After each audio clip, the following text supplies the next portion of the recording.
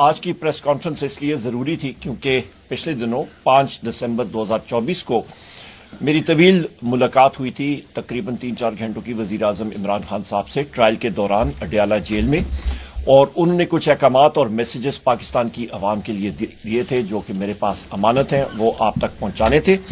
इसलिए टाइम पे पहुंचा सका क्योंकि जैसे ही मैं अडयाला जेल की गेट से निकला तो बमा 4 और साथी के मुझे अरेस्ट किया गया था, और गैर आईनी गैर कानूनी तौर पे बावजूद इसके कि मेरे पास बेल पेशावर हाई कोर्ट की ओमनी बस बेल मौजूद थी जो कि वहां के मुकामी SHO और बाकी लोगों को दिखाया था, पर अडयाला जेल के अंदर जो इंटेलिजेंस एजेंसी के लोग हैं, अफसरान हैं, उनकी वो बज़िद थे, और IG पंजाब का पता लगा डॉक्टर उस्मान अनवर जो वो बज़िद था कि उमर अयूब को और उसके साथियों को अरेस्ट करना है और रखना है तहवील में।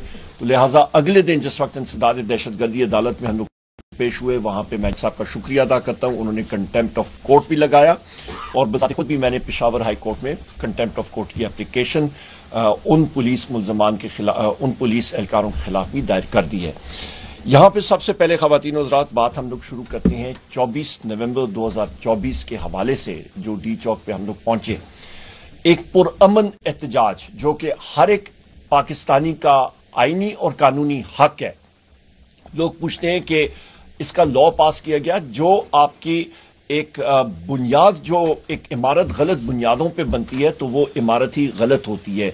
ये कानून जो है ये एक ऐसी असेंबली में फॉर्म 47 की हुकूमत ने बनाया है जो कि गैर कानूनी तौर पे ये हुकूमत बनाई गई है, लिहाजा इसको तो मान ही नहीं सकता कोई। तो लिहाजा हर एक आईन पसंद शख्स का ये हक है कि वो अपना पुरअमन एहतजाज जो है वो रिकॉर्ड कराए। हमारा कोई भी शख्स जो है वो किसी किस्म के उसमें नहीं मुब्तला था। इसके बावजूद हमारे निहत्ते पाकिस्तान तहरीक इंसाफ के मासूम और निहत्ते शहरियों पे गोलियां बरसाई गई, उसके बारे में भी मैं अभी बात करूंगा। 12 हमारे साथी कंफर्म्ड शहीद हुए। उनका इसी जगह पे मेरे भाई शेख वकास अकरम साहब ने यहाँ पे स्लाइड और प्रोजेक्टर लगा के आपको दिखाया चंद दिन पहले, मैं भी मौजूद था उसमें।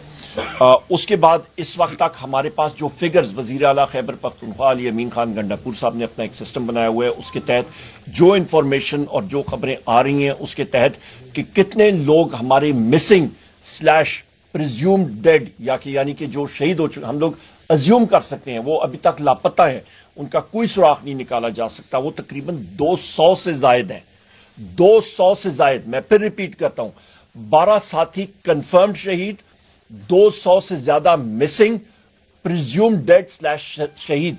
ये इससे ज्यादा, ये भी फिगर्स और भी आ रही हैं, और जैसे जैसे कोई हादसा, जब भी कोई हादसा होता है तो फिगर्स और इंफॉर्मेशन आ रही होती है। यहां पे ये भी मैं कहता चलूं कि हुकूमत का जो ड्रैकोनियन या जो फाशिस्ट उनका माइंडसेट है, अस्पतालों में से रिकॉर्ड उड़ा दिया गया है, लोगों को धमकियां दी जा रही हैं, लोगों को जो मयतें उठाने के लिए जा रहे हैं उनसे साइन कराया जा रहा था कि आप इस पे लिखें कि ये रोड ट्रैफिक एक्सीडेंट है, RTA है, एफिडेविट साइन कराए गए हैं। जख्मियों की तादाद हजारों में है, और कोई शख्स या जख्मी अपने आप को डिक्लेयर करके अस्पताल में कहता है कि जी मैं फलानी जगह पे जख्मी हुआ, उसका नाम पंजाब पुलिस तो जाके बराह रास्त आपका सिंध में, बलूचिस्तान में और पंजाब में पुलिस बराह रास्त उन गुमनाम अशखास में लिख देती है और FIRs में लिख देती है, और उनको फिर वो FIRों के और कोर्ट्स के चक्कर काटने पड़ते हैं और उनको जेल जाना पड़ रहा है। तो इसके अलावा तकरीबन 5000 से ज्यादा हमारे लोग, 5000 से ज्यादा लोग जो हैं वो अरेस्ट हुए हैं। इनको हम लोग कंडेम करते हैं। इंफॉर्मेशन आपकी वो सप्रेस की गई है इंजर्ड के बारे में, और वो तरीक़ेकार उसके बारे में मैंने आपको बात कर दी है। वजीर आज़म इमरान खान साहब का यह हुक्म था कि 13 दिसंबर 2024 को इंशाअल्लाह ताला पेशावर में हम लोग एक दुआ और जिरगा का एहतमाम करेंगे, और यहाँ पे मुख्तलिफ पार्टियों को हम लोग इन्वाइट करेंगे, और इसके साथ साथ उस पे दुआ में, ताज़ियती दुआ में मुख्तलिफ 13 दिसंबर 2024 बरोज जुम्मा।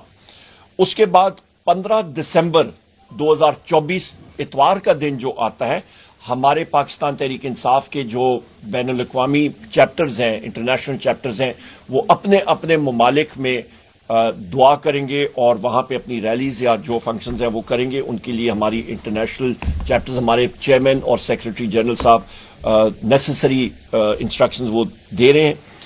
اس کے ساتھ ساتھ خواتین و حضرات، یہاں پہ میں نے بتا دیا آپ کو کہ جو ہمارے انجرڈ یا زخمی لوگ ہیں ان کو ڈرایا جا رہا ہے، دھمکایا جا رہا ہے، اور یہ ایسٹیمیٹڈ فگر میں نے آپ کو ابھی بتا دیے جو ہزاروں میں ہے. اس کے ساتھ ساتھ ملک میں تقریباً ورچوئل مارشل لا ہے. ورچوئل مارشل لا مطلب یہاں پہ لگا ہوا ہے، اور اس کے ساتھ ساتھ جو شہباز شریف ہے یہ تو آپ سمجھیں کہ اسٹیبلشمنٹ کا نکاح بنا ہوا ہے. اس کا جو مائنڈ سیٹ ہے شہباز شریف کا وہ بھی ہٹلر جیسا ہے، نازی پارٹی جیسا ہے.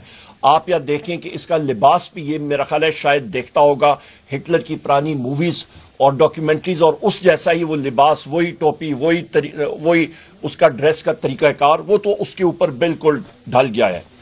یہاں پہ پاکستان میں اس وقت چاہے وہ پنجاب پولیس ہو، چاہے وہ اور سیکیورٹی ادارے ہوں، خواتین و حضرات، اسٹیٹ ٹیررزم یعنی کہ ریاستی دہشت گردی جو ہے اس کا بول بالا ہے. ہمارے لوگوں کے گھروں میں جا کے پنجاب پولیس اور باقی ادارے جو ہیں وہ جا کے توڑ پھوڑ کرتے ہیں، لوگوں کو انفورس ڈسپیئرڈ پرسنز بنا رہے ہیں، لوگوں کو اٹھایا جا رہا ہے، جھوٹے پرچے کیے جا رہے ہیں، سیدھی سیدھی گولیاں ماری جا رہی ہیں.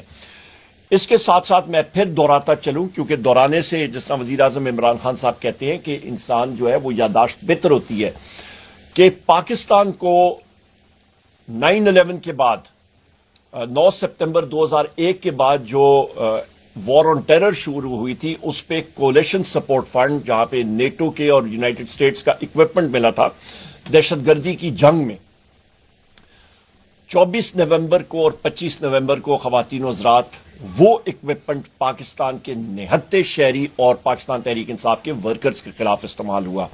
اس میں آپ کو اسپیسیفکلی بتا دیتا ہوں کون کون سی چیزیں.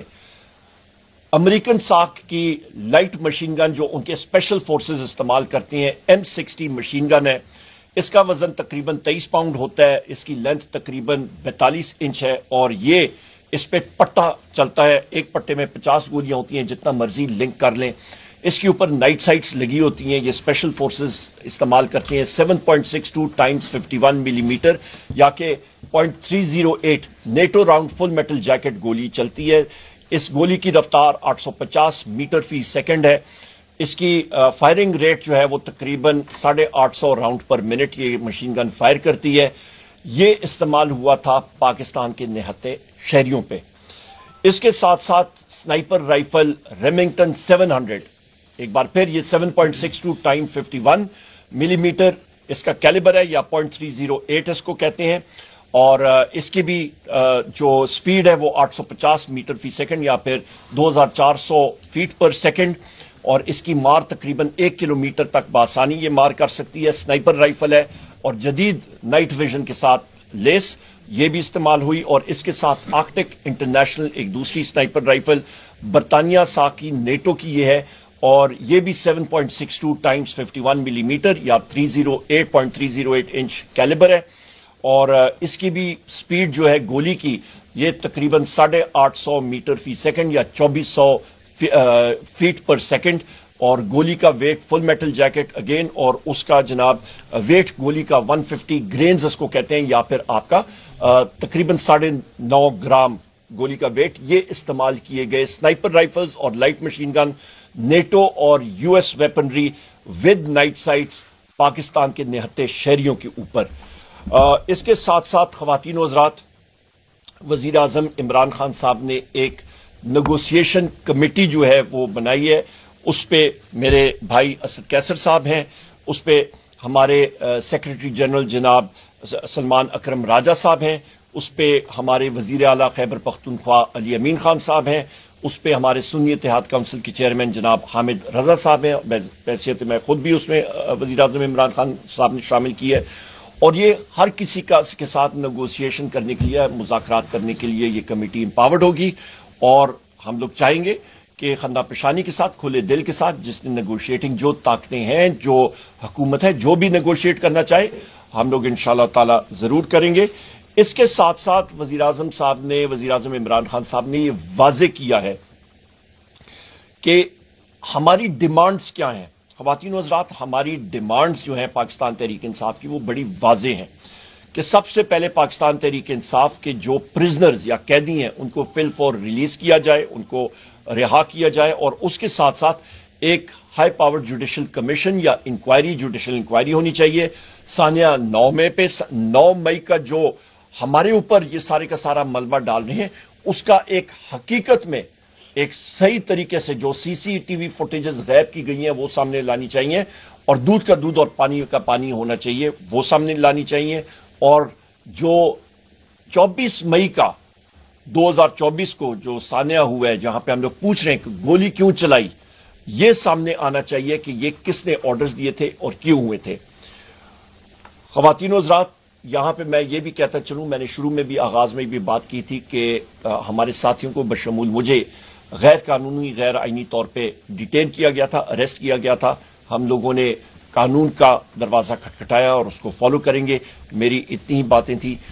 یہاں پہ جو میرے پاس امانت تھی وزیر اعظم عمران خان صاحب کی وہ آپ کے سامنے رکھ دی ہیں.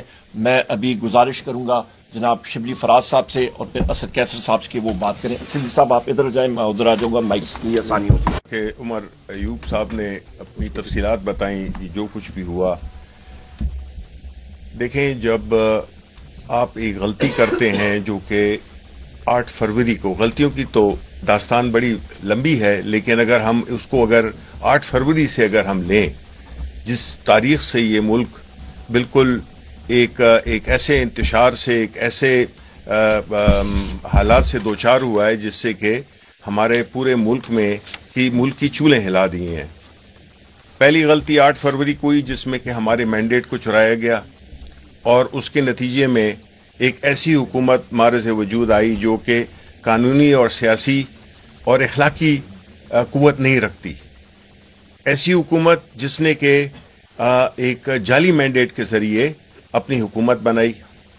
وہ ایک غلطی جو تھی، اس غلطی کو چھپانے کے لیے، جس طرح ہم سنتے آئے ہیں کہ ایک جھوٹ کو چھپانے کے لیے 100 جھوٹ بولنے پڑتے ہیں، تو ایک غلطی کو ٹھیک کرنے میں مزید غلطی در غلطی ہو رہی ہے. نتیجہ کیا ہو رہا ہے کہ اس دن سے اس ملک میں جو ایک استحکام، سیاسی استحکام تھا، جس کی وجہ سے معاشی استحکام آتا ہے، ملک میں انویسٹمنٹ ہوتی ہے، وہ سب کچھ تباہ و برباد ہو گئی. اور ہمارے ملک میں ایسے حالات پیدا ہو گئے جو کہ منتج ہوئے. ایک پرامن جلسے، ایک پرامن جلوس، ایک پرامن سیاسی ایکٹیویٹی جو کہ آئینی اور قانونی طور پہ ہمارا حق بنتا تھا، اس پہ جو ظلم اور بربریت دکھائی گئی، اس نے پوری دنیا کو، پاکستان کو پوری دنیا کے سامنے اور پاکستان کے عوام کے سامنے اس کو بالکل آشکار کر دیا کہ اس طرح کے آج کل کے زمانے میں بھی اس طرح سے ظلم سے، دہشت سے ایک پرامن جلوس کو، ایک پرامن تحریک کو، اس کو دبایا جا سکتا ہے. دیکھیں جی، اس سے ملک آگے نہیں جائے گا، اس سے ملک نارمل نہیں چل سکتا. یہ جو کچھ بھی ہو رہا ہے، چونکہ قانون اور آئین کی اس وقت کوئی بھی حیثیت نہیں رہی ہے، عدالتوں کو بالکل وہ کر دیا گیا ہے، بے اثر کر دیا گیا ہے. جو آپ جتنی بھی قانون سازی دیکھ رہے ہیں کہ جو ہوئی ہے نیشنل اسمبلی میں، سینٹ میں ہوئی ہے، کس طرح سے ہوئی ہے، اور آیا وہ عوام کے لیے تھی یا وہ خواص کے لیے تھی؟ تو عوام کے لیے تو اس میں کچھ نہیں تھا سوائے تکلیف کے. تو ایسے حالات میں ہم یہ سمجھتے ہیں کہ جس طرح کہ خان صاحب نے ایک بااختیار کمیٹی بنائی ہے کہ اس کو چانس دیا جائے، اس کمیٹی کو کے ساتھ انگیج کیا جائے کہ جو مسائل بنے ہوئے ہیں جس سے کہ ملک دوچار ہے، اس کی کوئی صورت نکل آ سکے. ہم نے اپنا کام کر دیا ہے، خان صاحب نے اپنا کام کر دیا ہے. انہوں نے ایک بڑے پارٹی کے سینئر اور بڑے معتبر شخصیات کو اس میں شامل کیا ہے، اور اس چیز کو فائدہ اٹھانا چاہیے کہ جو اس وقت جو تعطل ہے، جو اس وقت جو بے یقینی ہے، جو اضطراب ہے ملک میں، جس کی وجہ سے ہمارے ملک کی، چاہے کچھ بھی کہتے رہیں کہ جی انفلیشن کم ہو گئی ہے اسٹاک ایکسچینج بڑھ رہی ہے، یہ ساری چیزیں عوام پہ کوئی بھی اثر نہیں ڈال رہی، اور یہ جو ایک مصنوعی قسم کا ایک جو استحکام پیدا کیا ہے اس میں اکانومی میں، یہ بالکل جسے کہتے ہیں سکن ڈیپ ہے، یہ اس کی بہت ہی کم اس کی وہ ہے، ایک بلبل ہے. تو اس لیے اس وقت اس حالات میں ہم نہیں چاہتے، یہ ہمارا ملک ہے، یہ پاکستان کے 25 کروڑ عوام کا ملک ہے. ہم چاہتے ہیں کہ ہمارے مستقبل کی جو جنریشنز ہیں ان کو ایک ایسا ماحول میسر ہو جس میں کہ قانون اور آئین کی حکمرانی ہو. اور خان صاحب اگر جیل میں بیٹھے ہوئے ہیں تو وہ اپنے لیے نہیں بیٹھے ہوئے، وہ ہمارے ملک کی بھلائی کے لیے، ملک کے مستقبل کے لیے، نوجوانوں کے مستقبل کے لیے وہ یہ قربانی دے رہے ہیں کہ وہ جیل میں بیٹھے ہوئے ہیں، اور نہ کہ ان لیڈران کی طرح جو کہ کچھ عرصے جیل میں رہ کے اور پھر ایک ایسا اپنے لیے ایک ایگریمنٹ کرتے ہیں جس سے کہ وہ ملک سے باہر چلے جاتے ہیں.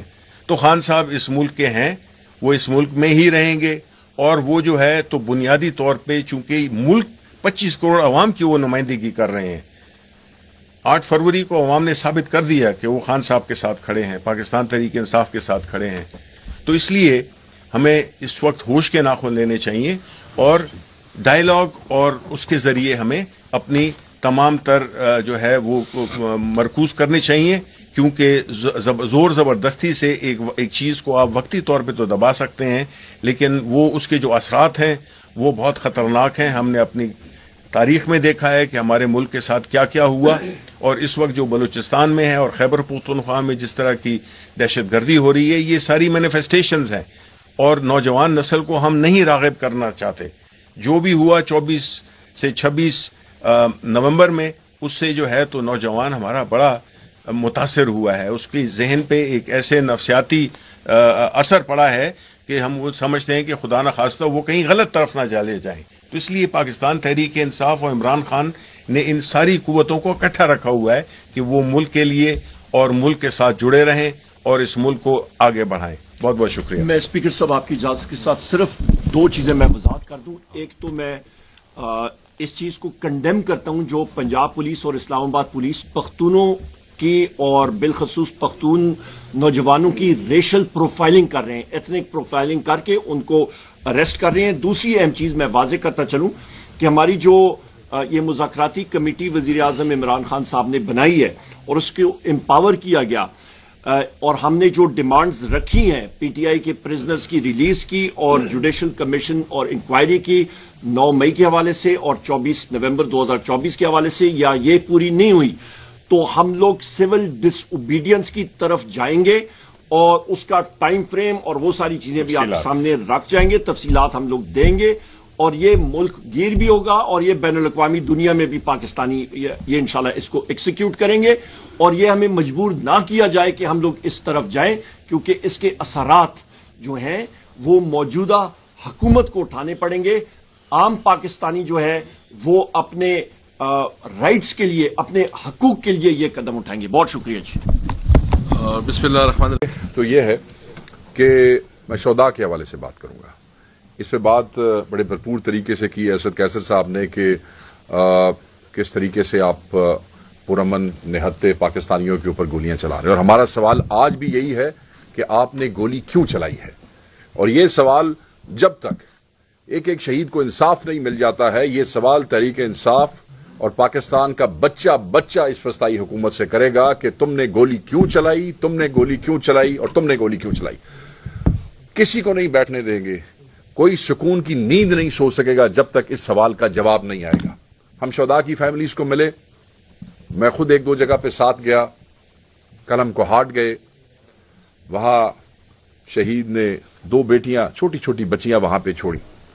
اس شہید کا والد بھی ایگزیکٹلی 36 ایئرز اگو اسی طرح لسانی فسادات میں وہ جو ہے شہید ہوا کراچی کے اندر.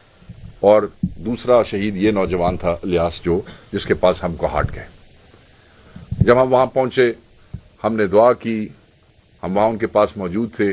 اس کے بھائی نے جو وہاں گفتگو کی، اور تقریباً جتنے لوگ جن کے پاس ہم پہنچے شہداء کے پاس، سب کے لواحقین اور ورثہ. جو حیرت انگیز بات یہ ہے اور جو سن لینی چاہیے اس حکومت کو، کہ انہوں نے کہا کہ اگر خان دوبارہ کال دے گا تو ہم دوبارہ جائیں گے.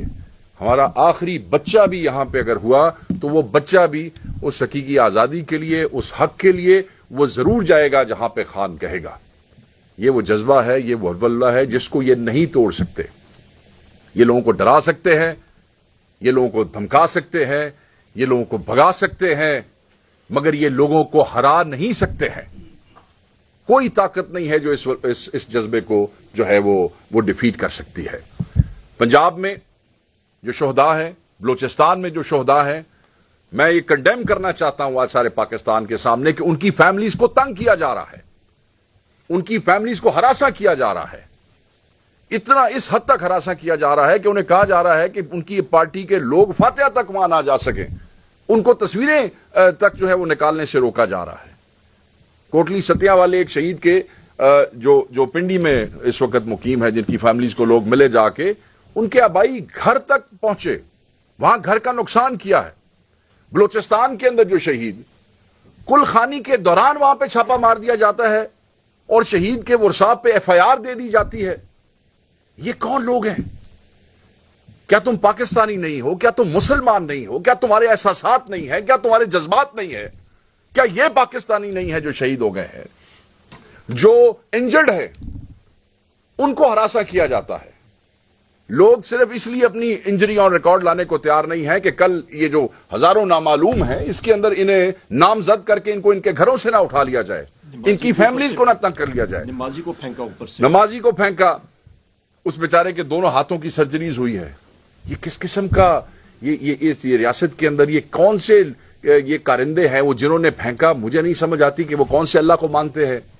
کیا احترام ہے ان کو مسلمان کا، کیا احترام ہے ان کو نماز کا، کیا احترام ہے ان کو انسانیت کا؟ کیا جو نمبر عمر بھائی نے ابھی یہاں پہ دیا مسنگ کا، پرزیومیبلی ڈیڈ، وہ کوئی فائنل نہیں ہے، وہ ایوالو کر رہا ہے جیسے جیسے لوگ ہم تک پہنچ رہے. میں نے آپ کو کہا کہ ایڈ جو ہے وہ ہماری اس ہیلپ لائن پہ ہم سے بات کرنے سے کترا رہے ہیں، صرف اس لیے کہ جو ایک پریشر پنجاب حکومت نے اور وفاقی حکومت نے بنا دیا ہے. اور بالکل ٹھیک ہم کہتے ہیں جب ہم کہتے ہیں کہ یہ FIR جو ہے یہ وزیر اعظم پہ ہونی چاہیے، یہ FIR جو ہے وہ انٹیریئر منسٹر پہ ہونی چاہیے. یہ جو FIRs ہیں یہ ان وزراء پہ جو ہمیں آج بھی دھمکیاں دے رہے ہیں. اور آپ وزراء کی حالت آپ یہ دیکھیں کہ خواجہ آصف کو آپ دیکھ لیں کہ ان کی سانسیں پھولی ہوئی ہیں.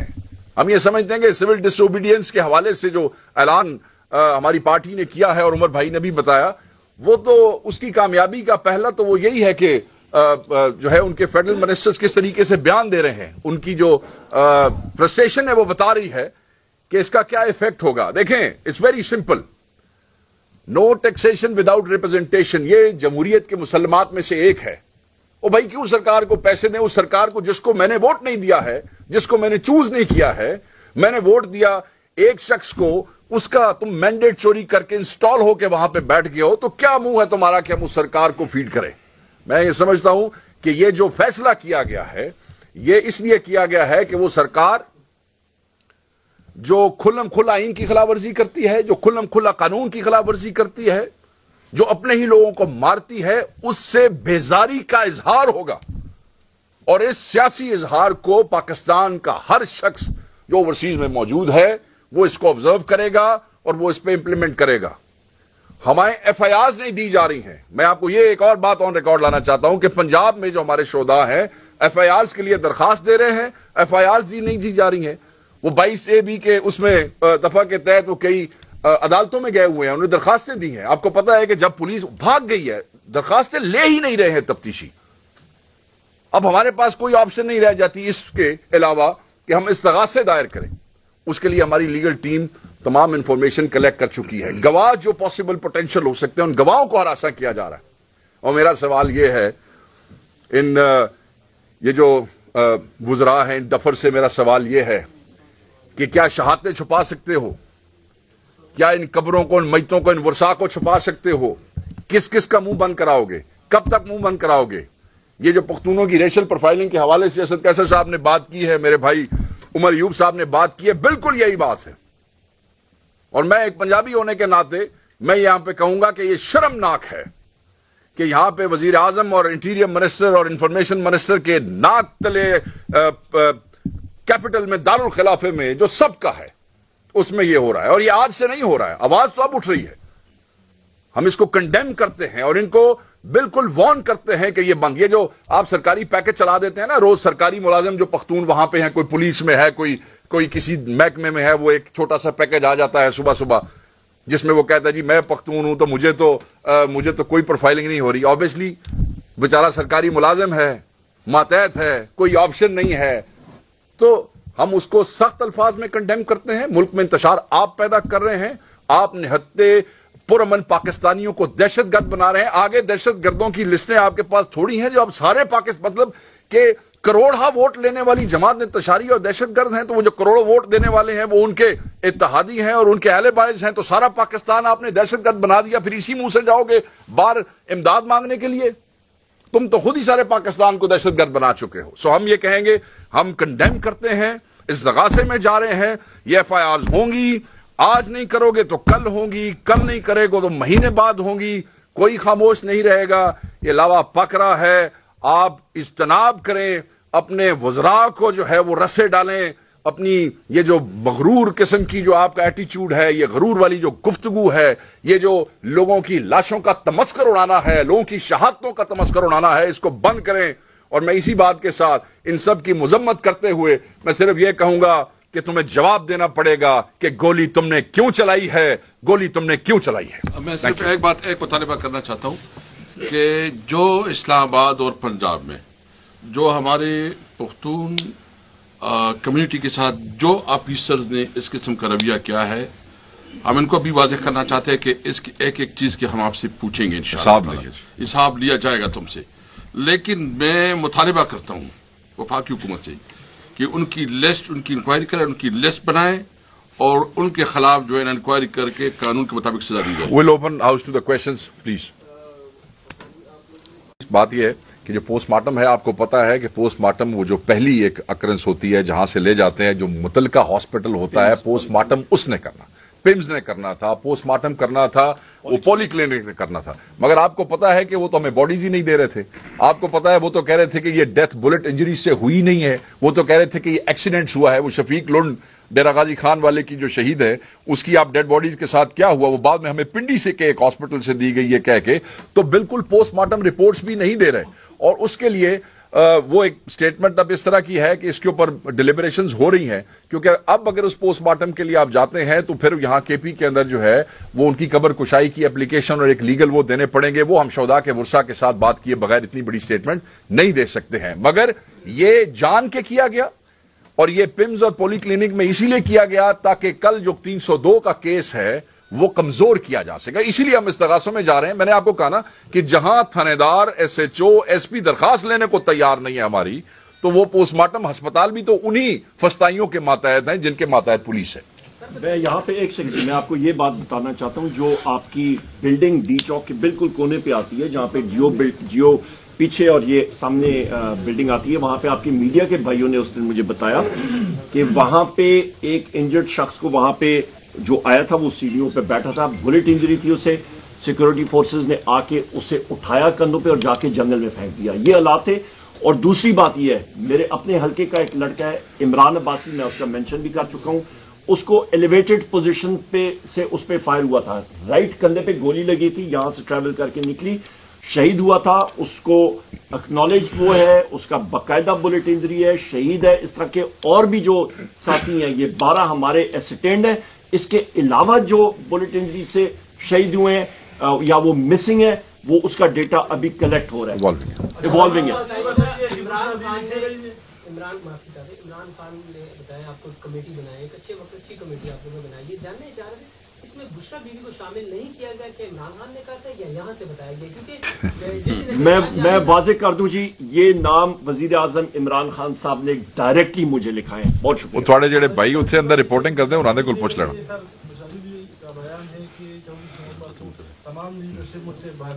وزیر اعلیٰ علی امین خان صاحب نے اس کو ایڈریس کر دیا. Next question. سر یہ بتائیے گا, ہرو کے مقام پر بشرا بیوی کے ساتھ آپ مذاکرات کر رہے تھے, علی محمد خان کی ایک آڈیو بھی آئی کہ ہمیں بانی چیئرمین نے ڈی چوک کا نہیں کہا تھا, تو کیا آپ یہ سمجھتے میں آپ کو ایگزیکٹ بتا دیتا ہوں, ٹائم لائن کے ساتھ میں بتا دیتا ہوں. صبح 8 بجے وزیر اعلیٰ علی امین خان صاحب हजारा मोटरवे को उन्होंने दूसरी साइड से आए और हम लोगों ने यहां से पुश करके कंटेनर को खोला। कंटेनर्स को खोल के हम लोग बुरहान इंटरचेंज पे हम लोग पहुंचे। वहां पे बीबी साहिबा की गाड़ी आई, अली अमीन खान साहब और मैं एक कमरे में मौजूद थे। वो वहां पे आई और उन्होंने कहा जी हम लोग यहाँ पे अभी जा रहे हैं। हमने वहां पे उस वक्त खाने का जो सिलसिला वर्कर्स को खाना डिस्ट्रीब्यूट हुआ था, क्योंकि लोग रात से उन्होंने कुछ नहीं खाया था, वो पूरा करके हम लोग गाड़ी में बैठ के हम लोग आगे गए। आगे जो है आपका पत्थरगढ़ का मुकाम था। मैं मोटरसाइकिल पे बैठ के आगे गया, नौजवानों को हदायत दी। वहां पे पत्थरगढ़ का मुकाम हमने खोला और उसके आगे हम लोग रवाना हुए। पत्थरगढ़ के मुकाम पे जो पंजाब पुलिस के एहलकार हमारे लड़कों ने उनके हाथ चढ़े, उनको रेस्क्यू किया। 5 एहलकारों को मैंने खुद एक शख्स की गाड़ी में बिठा के उनको मैं लेके गया आगे और वहां पे उनको बाइज्जत तरीके से हमने छोड़ा। कोई किसी किस्म का वो नहीं था। टारगेट हमारा डी चौक था। बस अब that will be a last question if somebody- उसकी बात हो रही थी, कुछ मुतालबात भी हुकूमत मान रही थी, तो क्या डी चौक जाना मतलब इतनी जल्दी में जाना जल्दी नहीं कर दी? तो अब मुज़ाकराती कमेटी जब बनाई है तो उस वक्त भी मुज़ाकरात हो रहे थे, सुनने में आ रहा था। कोई इस तरह के कोई नहीं था। कोई मतलब ये बड़ा अच्छा सवाल है आपका कि जी मुज़ाकराती कमेटी क्या जल्दी नहीं की। मतलब हमारा पहुंचना ही डी चौक था, हमारा टारगेट ही डी चौक था, तो सारे एफर्ट्स ये मैं उसके लिए थे। ये क्लियर कर दूं कि लोग ये समझते हैं कि क्योंकि डी चौक पहुंचे तो दैट्स वाई कि वो जो शूटिंग स्टार्ट हुई। बट मैं हाँ यही आपका सवाल था, शायद मैं आपको क्लियर कर देता हूं। हमारा 24 तारीख को जो पहला बंदा जिस पे फायर हुआ वो सी पैक के रूट के ऊपर असर और मगरिब के दौरान, जिस वक्त मियां खेल और दाऊद खेल वाली रुकावट क्लियर की जा रही थी हमारे दोस्तों की तरफ से, जो हमारे वर्कर्स आ रहे थे वहां से, हमारे पहले वर्कर को गोली वहां मारी गई 24 को असर और मगरिब के दौरान। उसके बाद जब 26 नंबर चुंगी के ऊपर पहुंचे तो वहां आपको पता है फायरिंग हुई और वहां हमारे 2 वर्कर जो हैं उनकी शहादतें भी हुई उसमें। तो सिर्फ ये एकदम ये कह देना कि जनाब क्योंकि वहां पहुंचे, तो अगर वहां ना पहुंचते तो ये नुकसान ना होता। इन्होंने तो 24 से ही काम शुरू कर दिया था, तो they had already planned it. यहां पे मैं हैदर शिराजी साहब हैं, ये वहां पे बल्कि टोल प्लाजा पे, आप टोल प्लाजा था ना जहां पे आपकी और मेरी मुलाकात हुई थी, वो उधर ही मौजूद थे, वहां पे थे।